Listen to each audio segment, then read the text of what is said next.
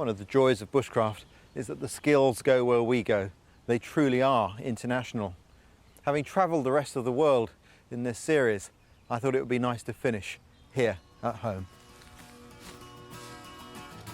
In this programme, I want to explore Britain through a bushcraft perspective. One of the things that makes this such an interesting country to study bushcraft in is our ever-changing seasons, because as they change, so does the bushcraft. It's a spectacular and unsung story where looks can be deceptive.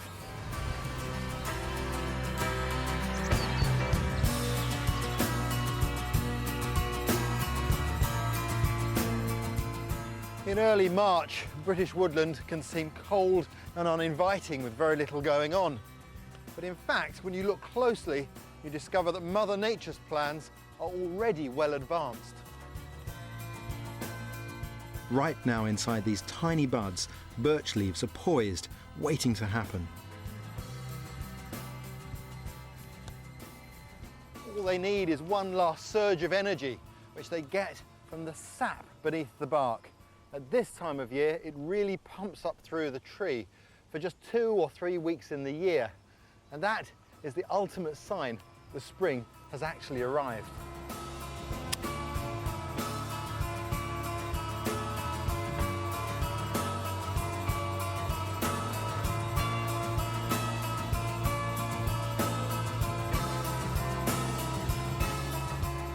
But this is just the start of the birch tree's talents. The bark provides great tinder for starting fires all year round. The wood is good for carving, a great summer pastime. And in the autumn, the trunk hosts the birch polypore, a fungus that helps sharpen your knife and makes good plasters. That, for me, is the magic of bushcraft. Once you look beyond the obvious, even the most common things in our countryside take on a new importance and value.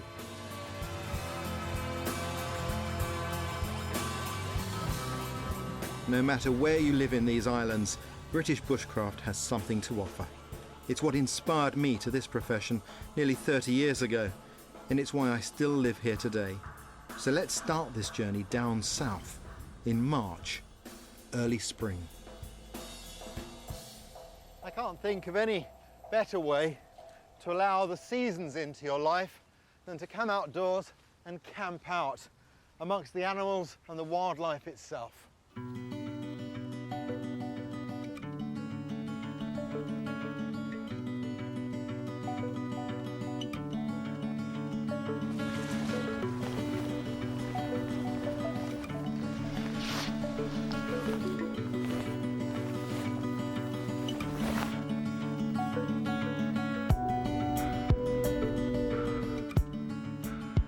Tarps are incredibly versatile.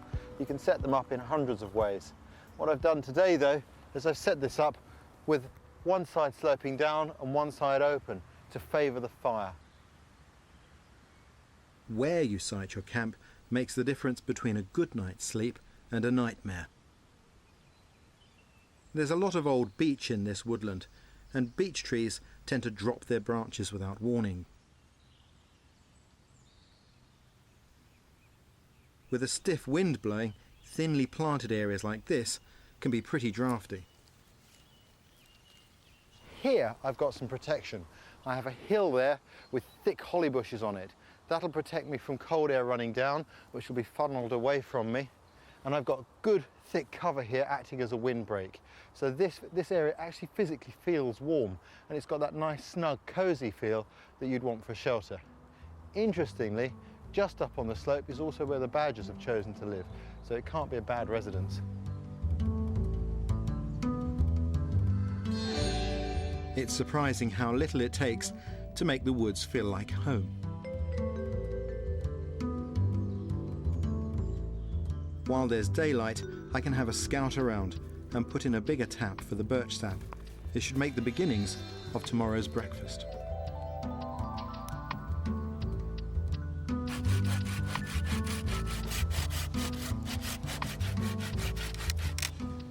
This is one of the rare occasions when I don't actually want a piece of wood that's perfectly straight. What I want is that kink because it's got a purpose.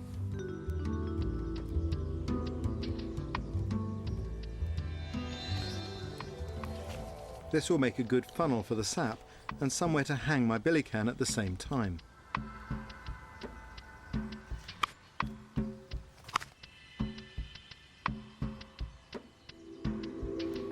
A layer of cloth stops other bits of the forest falling into the harvest.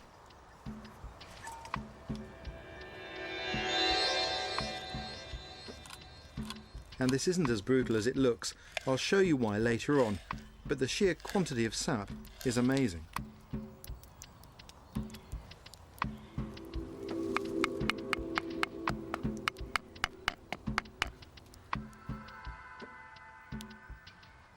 At this time of year, at the end of winter, when there hasn't been much in the way of green food for a long while, birch sap provides a very welcome drink of both sugar and vitamin C. We know from other parts of Northern Europe that that was a really important spring tonic, and modern research has even shown that this sap has cancer healing properties.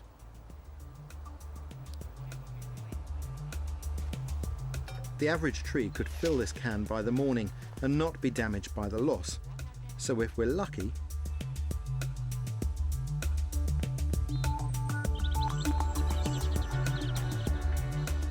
but what else is there in early spring in a British forest? Well, it's quiet because the migrant birds are away and only natives like blackbird and robin are singing. It's a good time for spotting early potential too, like this wild garlic. But there's more. Now that's a real surprise. I really wouldn't have expected to see this plant until May.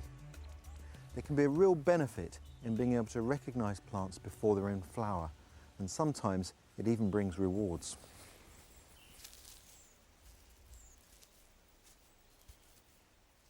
What I found is a pig nut, but it needs careful handling. The stem gets thinner and bends just at the bottom. Now that's only a very small pig nut. They do get sometimes the size of a golf ball. And what you do to eat it, if you just squeeze it between your fingertips, its skin comes away, peels away really easy, along with it all the grit and soil, and you can just eat that raw, and they are absolutely delicious. A real spring delicacy.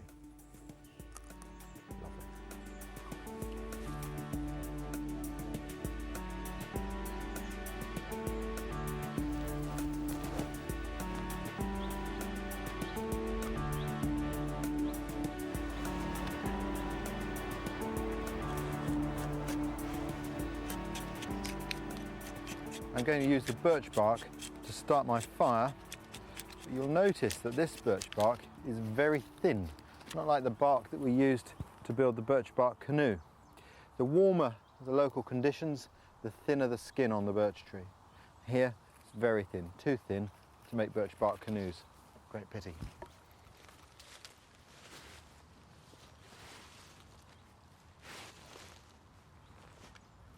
Before I light the fire, I'm going to sweep away all the leaves.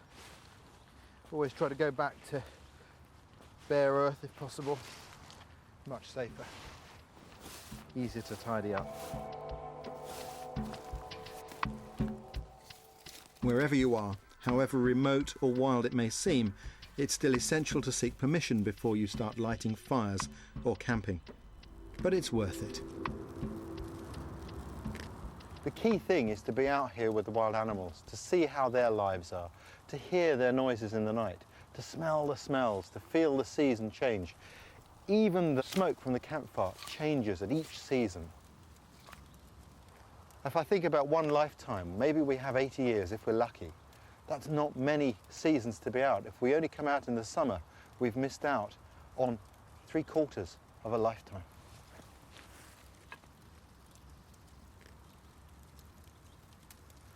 There's nothing worse than a poor night's sleep.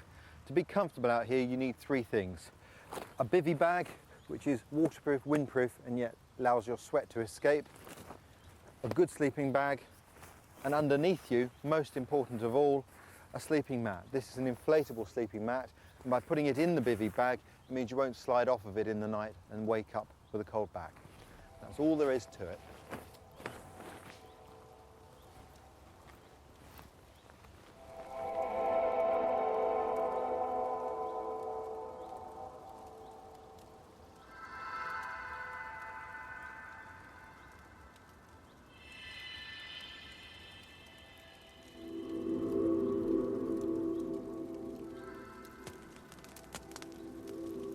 Now that I've got my roof up, the fire going, I feel really content. And I don't think there's anywhere better in the world than British woodland to spend a night. A few years ago now, I remember lying beside a fire. I was very still, reading a particularly good book. And then I heard this sound. I looked up, and just the other side of the campfire, about the same distance I was from it, just in the glow from the firelight, there was the stripe on the face of a badger coming to investigate. Experiences like that are priceless. And maybe that's why I always seem to sleep better in the woods.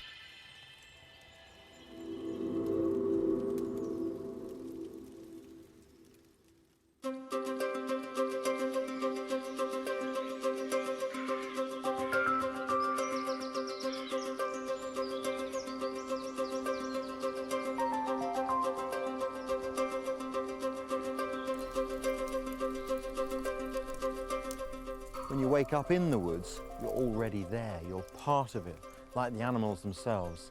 It creates a tremendous sense of self-reliance and belonging. It's an experience we should all have on a regular basis, just to remind us who we are and where we come from.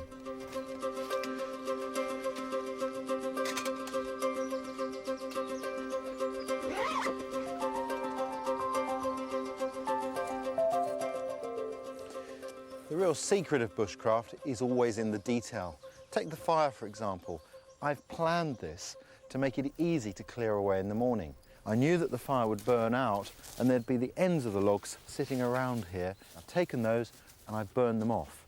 All I've got to clear away this morning is ash, which is a lot easier than if I had lots of harshly burned big logs or embers.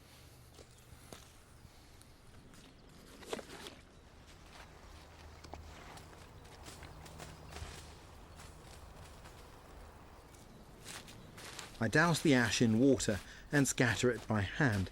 It's only by touch that I can be certain there's nothing still smouldering or hot. And because roots can burn underground, I have to check that the ground is cool as well before I can leave it. Nature provides us with the firewood. This is the price we pay, giving a bit of respect back, taking good care of the very thing we enjoy most. And that means leaving a campsite looking as if no one has ever set foot here.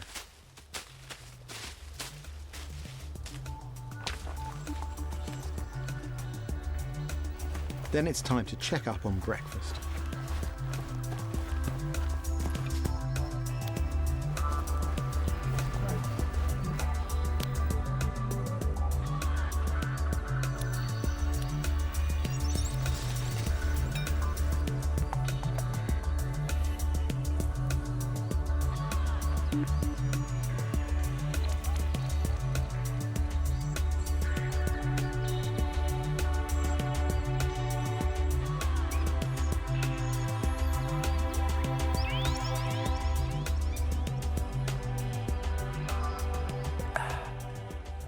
That's fantastic.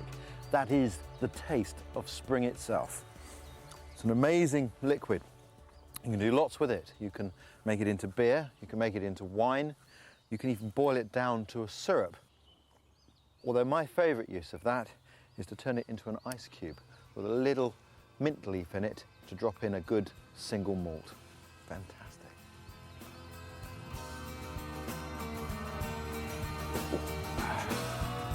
Having taken this spring gift of sap, I need to fulfill my part of the bargain. Left untouched, the tree could become infected or bleed to death through the open cut, both highly damaging. So the plug needs to be as long as the drill hole and a snug fit.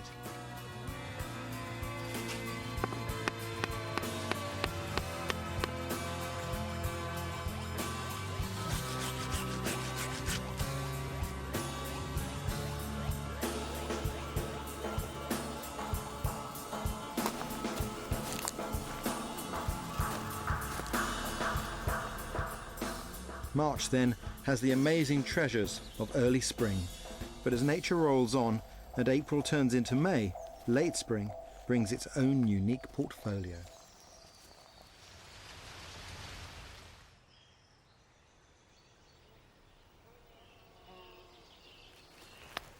I really love this time of year. The forest has come alive. Every leaf, every plant is full of freshness, newness, life, vitality. It reminds me of how precious these things are.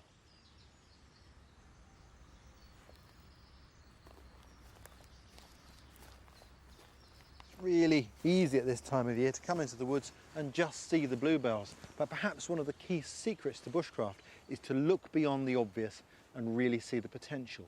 Hiding in amongst the bluebells are several really useful plants. For example, this is a red currant here, and if you look carefully you can see that the fruits are already developing on there, hinting at the harvest here in a month or so's time. At the base of the red currant are little wood sorrel leaves here, look a little bit like clover, but these grow in the shade and taste like apple peel, delicious. And over here is my old friend the pignut, just coming into flower.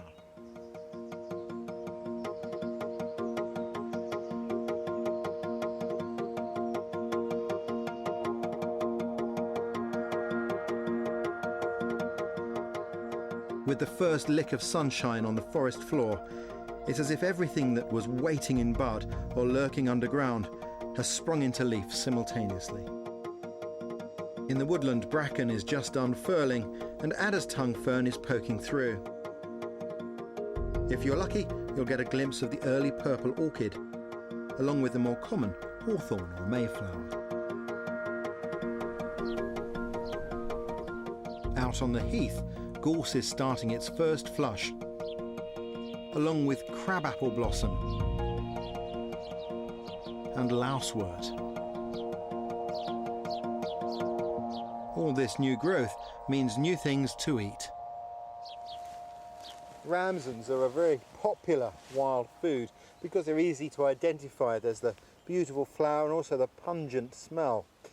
But I find that the mature leaves like this are a little bit too strong for my own culinary taste.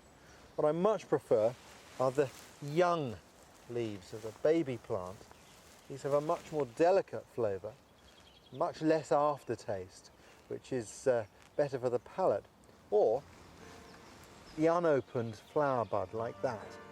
That makes a surprising, tasty ingredient for any salad. And that's what I'm going to make, a spring greens salad using the best young leaves around to go with a kebab.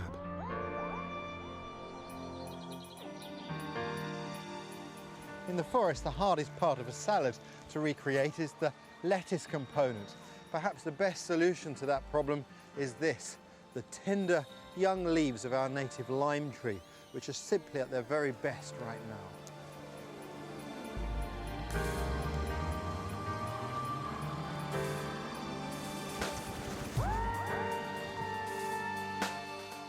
Crabapple blossom has a nice sweet tang to its petals too.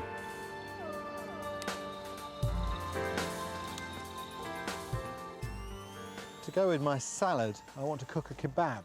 For that, I need a nice straight stick that's green. It needs to be a living stick. If it was dead, it would burn.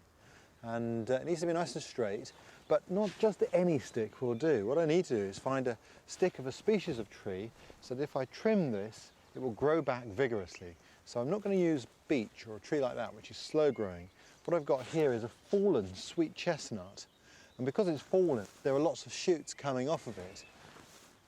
What I'm going to do is I'm going to cut this close to where the branch itself joins the main trunk. Here, in the bark, there's this saddle-shaped scar.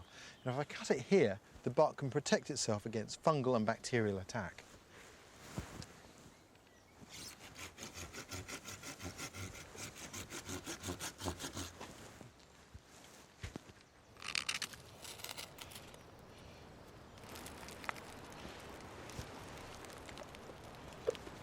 There's a host of different ways to build a fire, depending what you want it for, and our British woods all burn slightly differently. Some give more heat, some more flame, and knowing which does what is helpful. I've got dead beech branches and I've got some dead withered oak branches, spine oak, which burns like coal. And I'm using those because I want to produce some embers. And that'll burn hot and slow, ideal for cooking.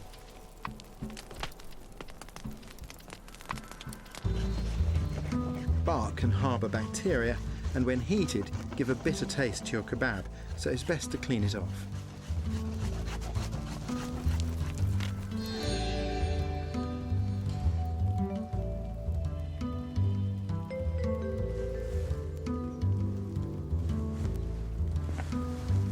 In good bushcraft, the solutions to problems should be both simple and elegant.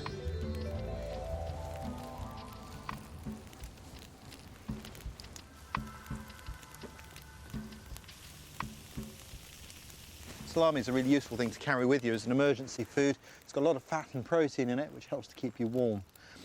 Also, when you cook it like this, it just tastes fabulous.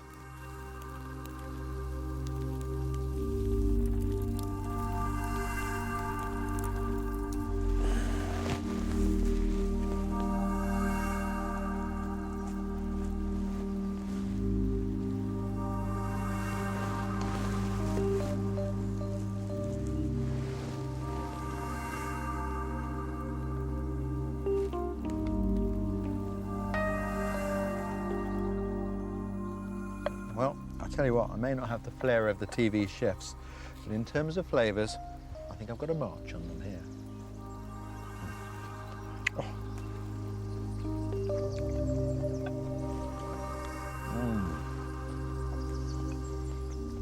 For British plants then, May is all about new green growth, tender leaves, early flowers, young shoots, life taking off.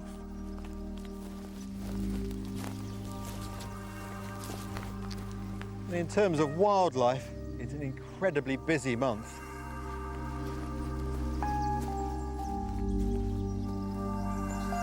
Hibernating animals are re-emerging and young ones are starting to appear in a trickle that soon becomes a torrent.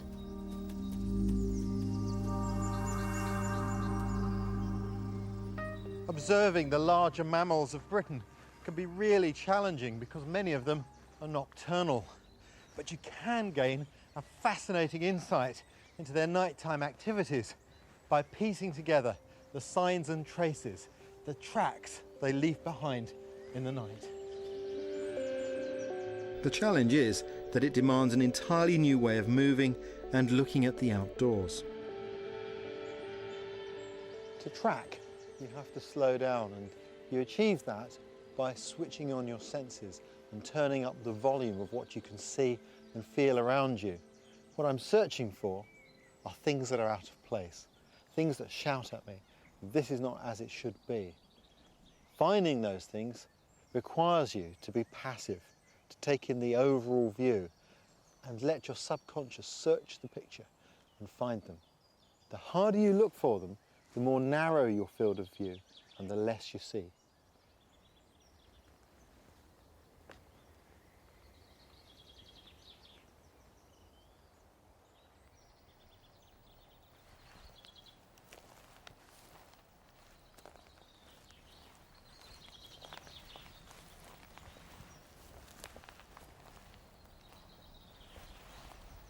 The first obvious sign are these divots that have been kicked up by a pony. And when I look really carefully, I can actually see a tail hair that's come. It even tells me the pony had a black tail. There's also some other hair here, but this is different. This is the hair from a fallow deer. Several nights ago, a fallow deer has laid down here. Could even have been in the daytime. And it's scratched out some of its winter coat, which is what it's left here. At this time of year, the coat is changing from winter to summer. And one of the reasons I know this is deer hair is that it snaps really easily.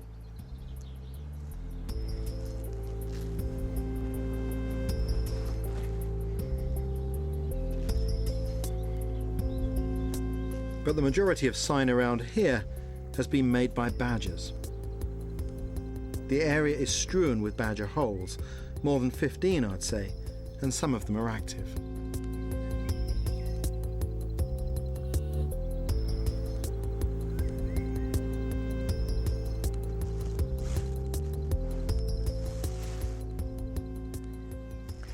quite a few things around this hole that show me that it's in use. I look carefully. There, trapped on that root, there's a badger's hair. It's much longer than the deer hair, and it doesn't break. It's not brittle. It's a little bit springy, rather like our hair. Then there are a couple of other things I've noticed. Here, I've got a piece of bracken frond, and you can see from the moisture that that's been broken off within the last 12 hours. And over here is a bluebell bulb, which has been dug up. Badgers like to eat bluebell bulbs, and sometimes when you walk through the woods you can hear this crunching sound like people crunching on pickled onions, and that's the badgers munching on the old bluebells. Fantastic sound.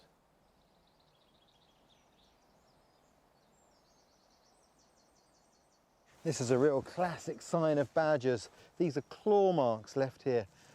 A lot of these would have been made when there was still bark on this tree and the badgers were searching for insects underneath. I remember on one occasion coming across badger tracks like this high up on a tree, about 5 foot off the ground, and it was about that wide, and you could see where they'd gone up and then slid off and grabbed hold of it like a cartoon, and the tracks went straight down, and underneath it was just a drop to the ground. Fantastic sight.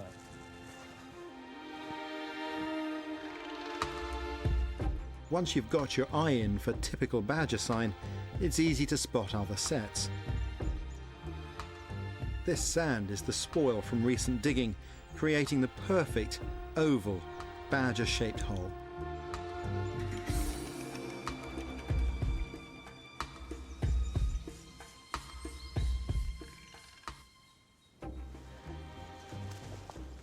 It's absolutely classic.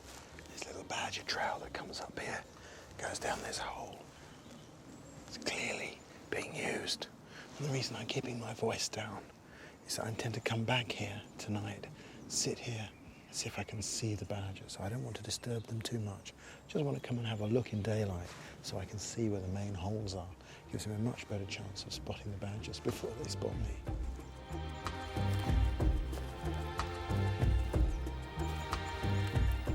But before I get myself settled, I've one thing to do. Recognizing animal tracks is a difficult but useful skill to learn. So I'm making a sand trap here, on a path the badgers use regularly. Hopefully we'll get good clear prints by the morning. There's only one thing left now, and that's to choose the place to sit. The first thing I need to do is just test the breeze a little bit. I'll throw these leaves up, and they're blowing back behind me. That's important. If I were to put myself up here, it wouldn't work at all because my scent would be blown down to the badgers and I won't get to see them. So what I'm looking for is somewhere on this side here. Where I've hung my coat, there's that beech tree. That looks really good because there's an overhang creating a bit of shadow, and I can lean up against that and be comfortable and still for long periods. So that looks ideal.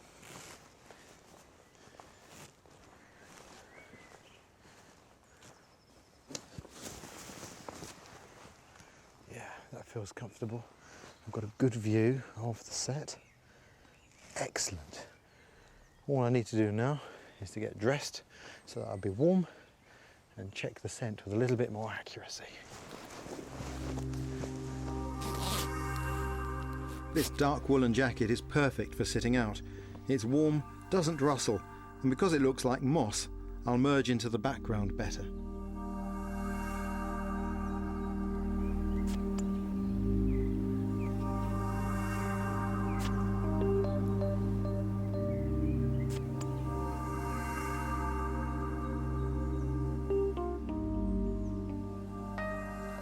There used to be a high seat in the New Forest, and somebody, nobody's quite sure who, but somebody had carved in it advice to the stalker of the deer, and it said, very simply, sit still, look long, and hold yourself quiet.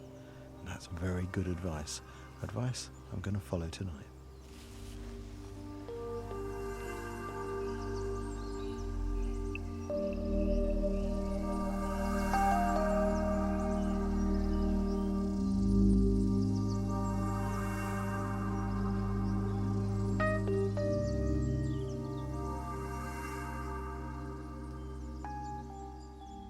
Badgers tend to come out around sunset, so I reckon I've about an hour to wait for them, if I'm lucky. But there's more than just badgers in this forest. And seeing this roe deer proves we're well camouflaged.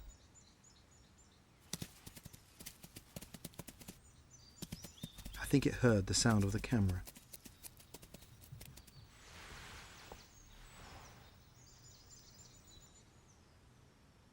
Although our eyes work well at dusk, the cameras don't.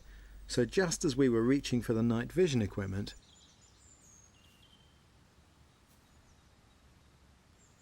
there you go, there's one there just in the shadows, looking straight over this way, sniffing the air, not quite sure.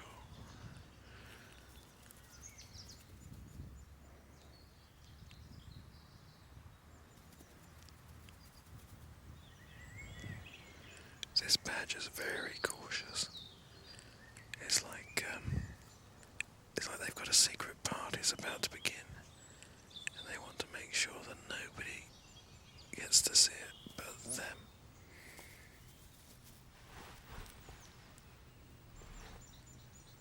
it looks like it's the main hole, but then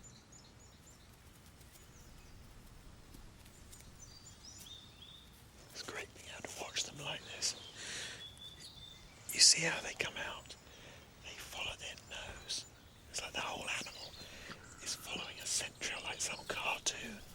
Their nose leads them everywhere. in fact badgers are incredibly short-sighted, so they rely on scent to tell them what's happening.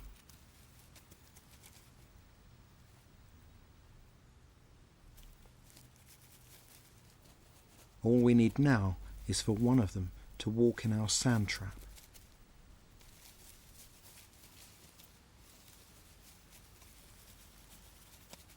Eureka!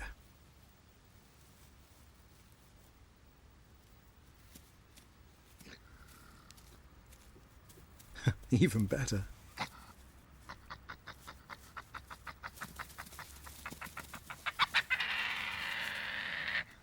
I reckon it's time we left them to their party.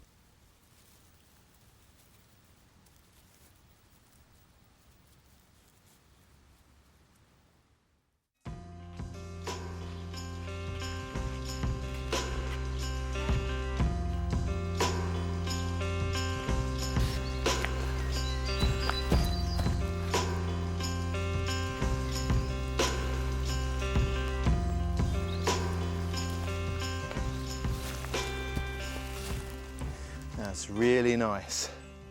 The badgers have been very helpful and given us the most wonderful footprints here to have a look at. Here you can see a lovely forefoot of the badger with the claws showing very clearly, the long claws they use for digging. And you can see, look, 1, 2, 3, 4 toes. But actually they have 5. The 5th toe's here. You have to look very carefully to see it. Because they have a wide foot, in hard ground that won't always show. It's fantastic to be able to see all this detail. And I think this mark is made by the badger's nose as he's snuffling around for worms and whatever else he can find. You can actually see there, in there, where the tip of his nose has been, where he's been having a little nose around for things. Wonderful. It's great looking at soft ground because there's so much detail. And once you've seen what sign the badgers are leaving, you can search for that too amongst the leaf mould all around here, because it's still to be found there, but it's more difficult. And when you start to see that, then you start to become a tracker.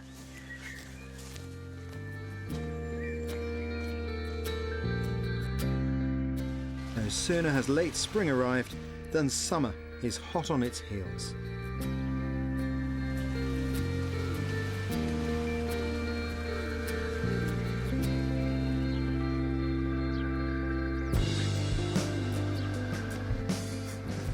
July really is a wonderful month. Warm sunshine, lush vegetation, and all the summer visitors here. Really couldn't be better. The thing I like most about this time of year is finding a quiet piece of woodland where I can sit tight, practice a few skills, and just relax.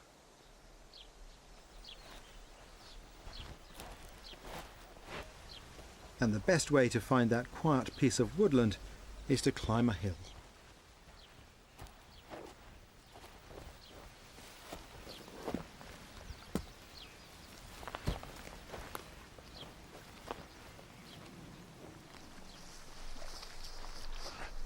When I look at the woods like this, I try to see them through the eyes of our ancestors.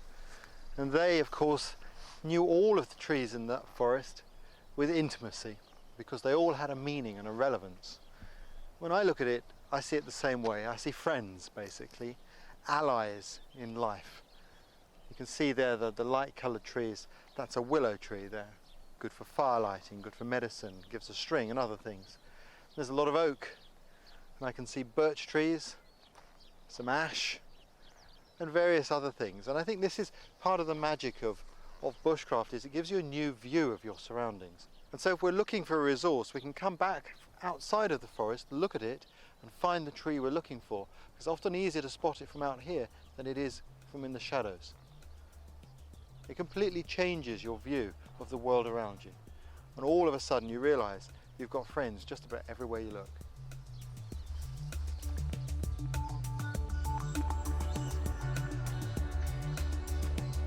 What I want to practice among these familiar trunks is carving. Each wood carves slightly differently. Learning how they work is all part of the tools that the bushman carries in his armoury. So to show you some carving techniques, I'll make a breadboard from sweet chestnut and string from willow bark to hang it up by. Willow's got loads of uses. One of the things it was very important for in the past was cordage, for making string, something that we take for granted today. And to make string from this, make good string from it, I need one of these shoots that's about that thick, that's slightly thicker than my wrist. And although it's going to look destructive, because I'm going to chop this whole piece down, in fact, all I'm doing is pruning out one branch. And this will grow again. And if you harvest this and nurture it, you can have many, many shoots, as many as you need, for all sorts of jobs, basketry, string, whatever.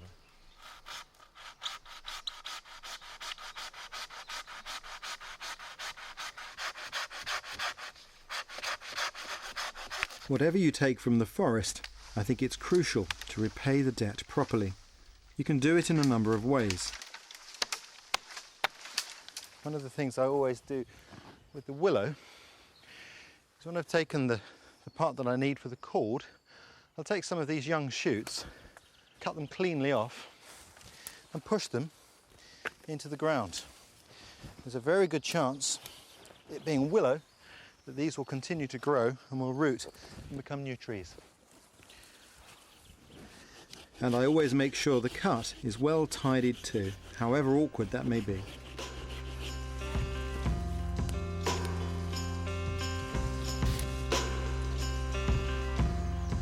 Making cord is quite a long process, but Willow is incredibly generous in giving up her bark.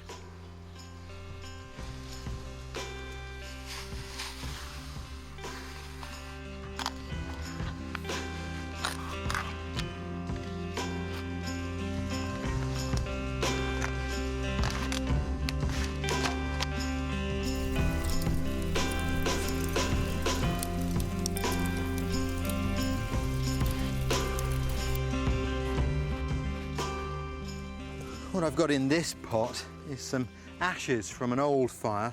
They're a little bit damp, but they'll be ideal for the job. What I'm going to do is I'm going to put them in here and boil them up, and that's going to give me a lye solution. And into that I'll put the strips of bark, and that's going to affect the bark in a strange way. It's going to change the colour of the bark, but also give it much greater longevity and improve flexibility.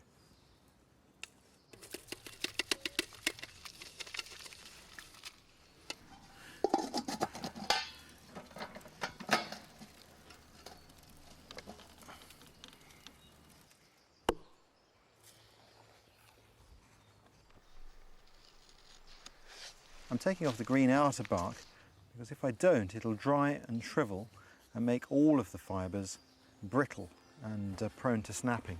It's the inner bark that has the real strength.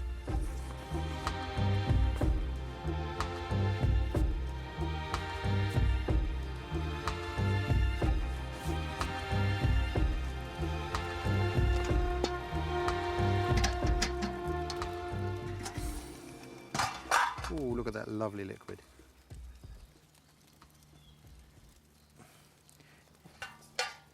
Lid on that. Hang on.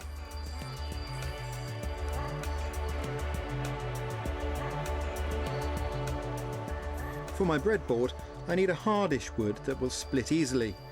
Today, I'm going to use sweet chestnut.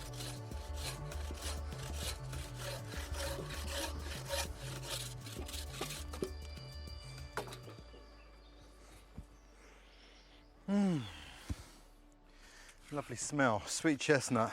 It's full of tannin. It's got a very, very sweet tannin smell. It's a lovely smell.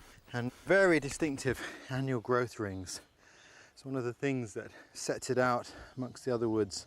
It's a beautiful wood, very easily split.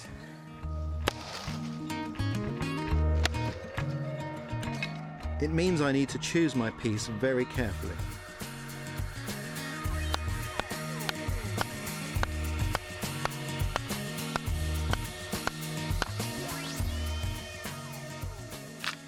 Split the half of wood into two boards, and the piece I'm going to use is going to be this one on the left, because the grain is running much more true to the board. It runs through the board, whereas this one here, we've got the radius of the grain, and that will be much more prone to split along the grain, whereas this one has strength.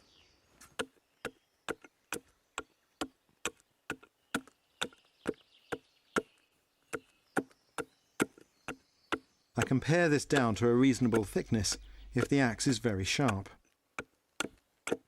The axe is a marvellous tool for jobs like this, but safety, of course, is paramount. You'll notice that when I'm chopping from halfway down the board to the bottom, and that my hand is on the side here, protected. I'm not putting my hand over the top. And the obvious reason for that is I don't want my thumb to get chopped off.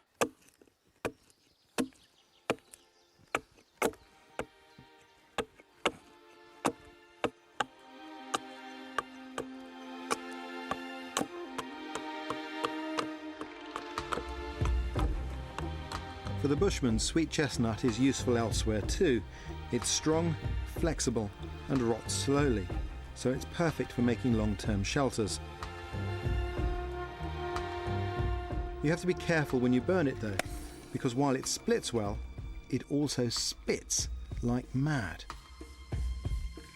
The tannin in the wood will pitch your tools unless you clean them well afterwards. To make concave cuts, I tend to use the tip of the blade where it's narrower, because then you can turn the blade as you carve, giving you a nice angle. Of course, the blade must be sharp.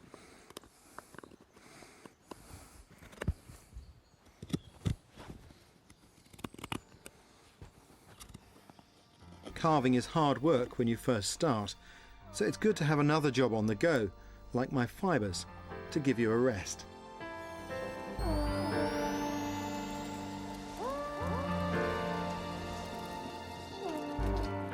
They've been simmering for about an hour now, and though they're a great colour, I'll have to dry them before I can use them. That's because bark shrinks most when it dries the first time.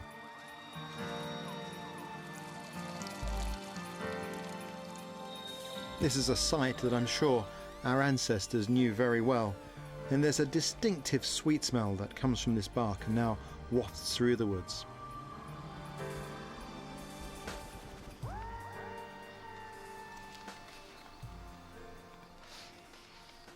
What I'm doing here, I'm just putting this little bit of embellishment onto the piece of wood. It's nice to put a bit of extra design work on there. Gives it a bit of character.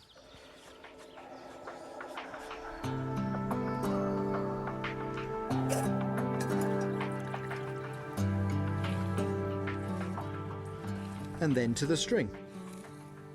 What I'm going to do, I'm going to bend this in half in the middle, about there. Start to twist the fibres, both sides of the middle in the same direction, so that it will kink itself, and that will become one end of my piece of cord.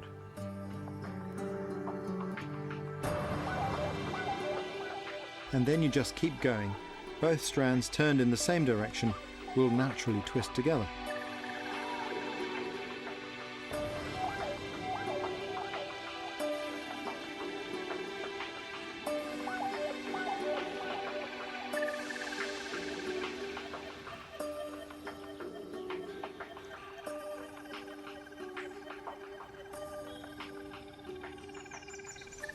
And that's it for the summer.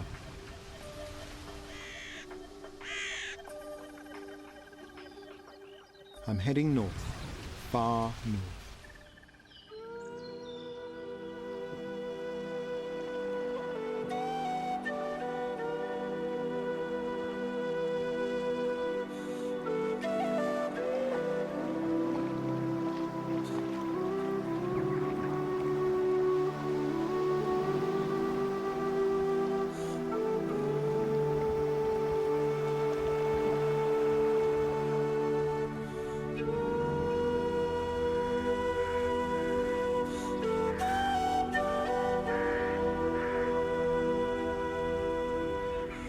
Well, seasons have moved on. It's autumn, and there is really nowhere else I would rather be at this time of year than here in Scotland. It's magnificent.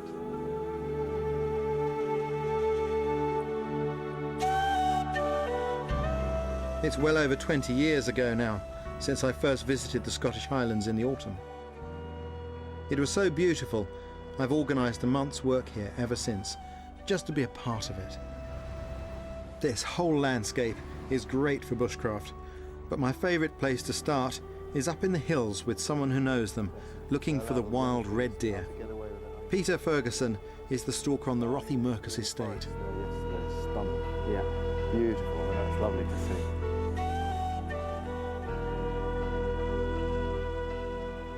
How do you feel about working here? Oh, very enthused, very enthused. I never feel like not getting out of bed in the morning to come to work, which I'm pretty fortunate with, I think. I haven't seen his lordship yet. I haven't seen a big stag this morning yet, no, but might see something further out. Shall we? Yep.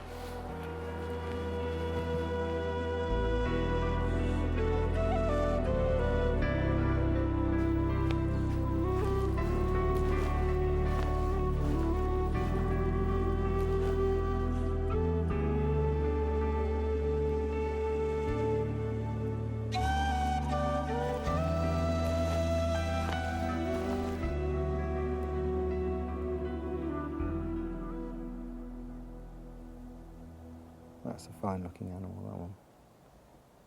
Yeah, he's a good stag. I love these moments, when you look out on the animal like that. Yeah, and that's part of the challenge, is actually getting close enough to the animal. For sort of 11 months of the year, the stag herds, the stags and the hinds lead a separate life. The stags are all together and the hinds and calves are all together. For this sort of month, sort of 5-6 weeks at this time of year, stags break out from the herd and actually look for a harem of hinds. And this is the main rutting time. A lot of calling or roaring, as we say up here. And this is the time of year where you'll actually hear the sort of glens alive with deer.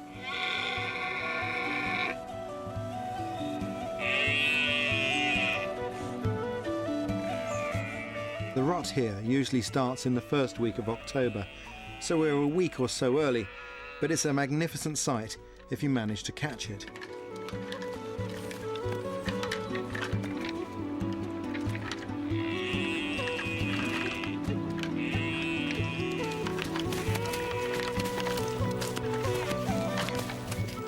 The wind does need to be on your side though to see any wildlife at all, which it certainly isn't today. I don't know about you, but I'm looking at deer and I've got the wind on my neck, which is just wrong, isn't it? Yeah, it's been swirling about all day. Normally by this sort of time of day you'd maybe be expecting the wind to settle in one direction, but it makes it very difficult when the wind's so changeable. Yeah, and they're looking this way and they must have scented us. It's one of those difficult days. I mean, that's the challenge, isn't it? Yeah, You never know absolutely. what nature's going to throw at you. Yep.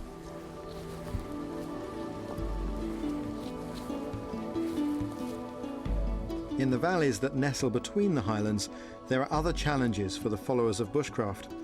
While the acres of ancient forest are magnificent, there's also an awful lot of water, not all of it in the lochs. This environment is notorious for the moisture that's here, and that can make fire lighting a real problem when you need one. In fact, even Queen Victoria once had a problem with her fire when her trusty manservant, Mr. Brown, couldn't get the fire to burn properly when she was out on a picnic. And that meant that the regal tea didn't get properly boiled and was ruined.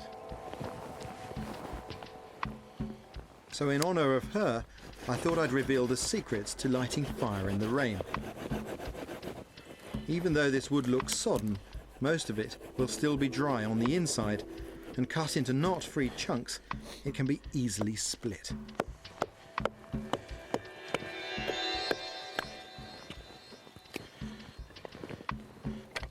And this is the secret for Mr. Brown, if he's up there listening. Split wood burns better than wood which has not been split. What I'm making is one of the most undervalued forms of tinder, the feather stick. And I try to bulk up the shavings by starting to make the first shavings move away from my hand by lifting the point of my blade, like so. And then I work more gradually, bringing the shavings towards my hand by dropping the point. That way I get many shavings in a small area. They'll light with a match, but if your matches are soggy too, make really thin, tiny shavings alongside. These will catch from just a spark.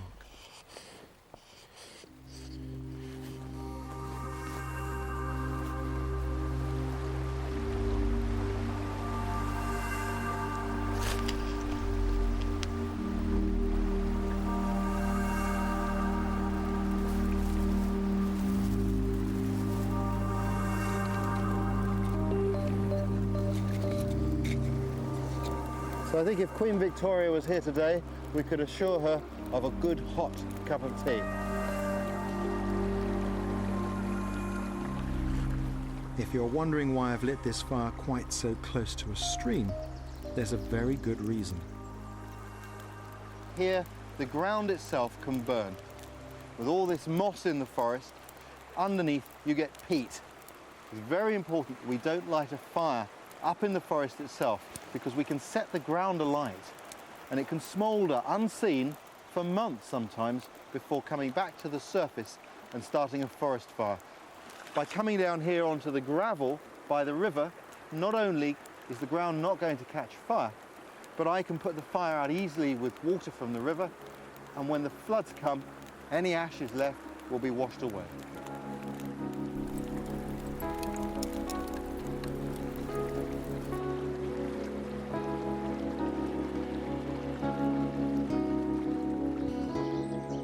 Down south, with the wealth of deciduous forest, we don't do too badly for autumn colour and opportunities, but all too soon.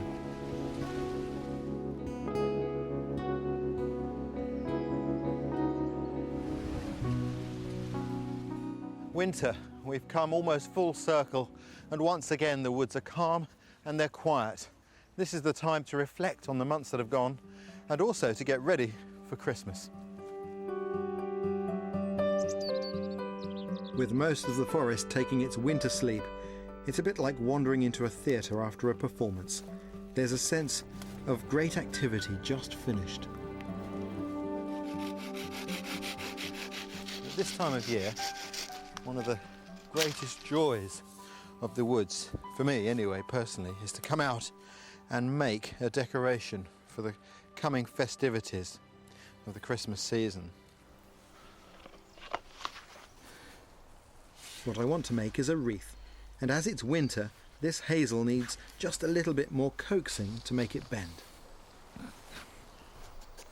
It helps if you taper the ends.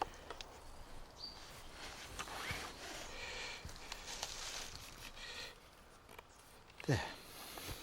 So that all sits together quite nicely. What I'm going to do now is I'm just going to bind those together. And that willow bark string I made in the summer is perfect.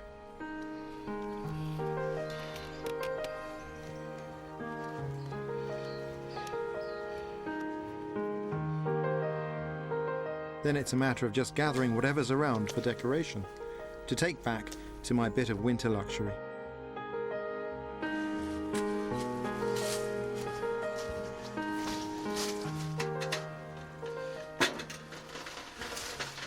Great to have a tent with a stove in it at this time of year, with a long cold evening at this perfect.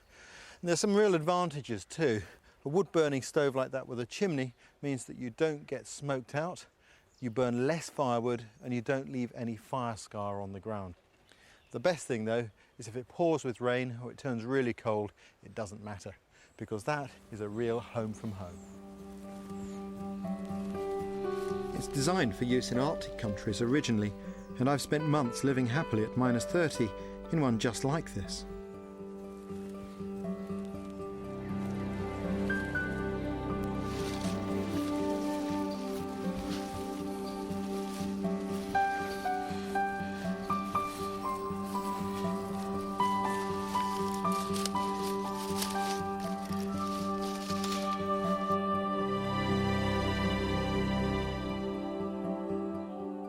Short winter days mean there's barely time to sort the essentials like firewood and light before darkness falls. But the long evenings prompt a contemplation of the year that has been. I've been able to not only see all of the seasons here in my homeland, Britain, something that's very dear to my heart, but I've also been able to travel to other parts of the world and see not just the good things of bushcraft, like people who still retain the skill of building a birch bark canoe, but I've also met people who are struggling to retain their traditional culture in the face of ridicule and misunderstanding. It was a joy to share the skills of the Algonquin in making their canoes, but the highlight for me must be Venezuela. To be able to teach Saul and Benito to light fire again, to literally rekindle a skill that was lost, well, their joy and mine was overwhelming. Well done, Benito. Because I firmly believe that far from hurting the planet, the growing knowledge of bushcraft is helping our natural world. When we employ bushcraft skills, it may seem as though we're consuming natural resources. But of course, the more we learn about the trees, the plants, the animals around us, the more we respect them. The more we respect them, the more we cherish them, and the more we nurture and take care of them. That is the underlying principle of bushcraft.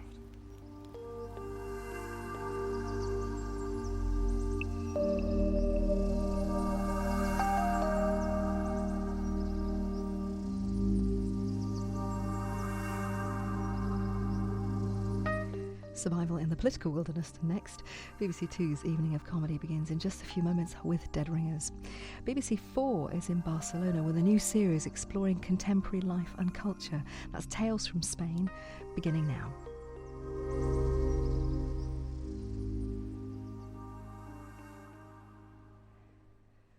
And Ray Mears has written a book to accompany his Bushcraft series with detailed information on survival techniques from cultures around the globe.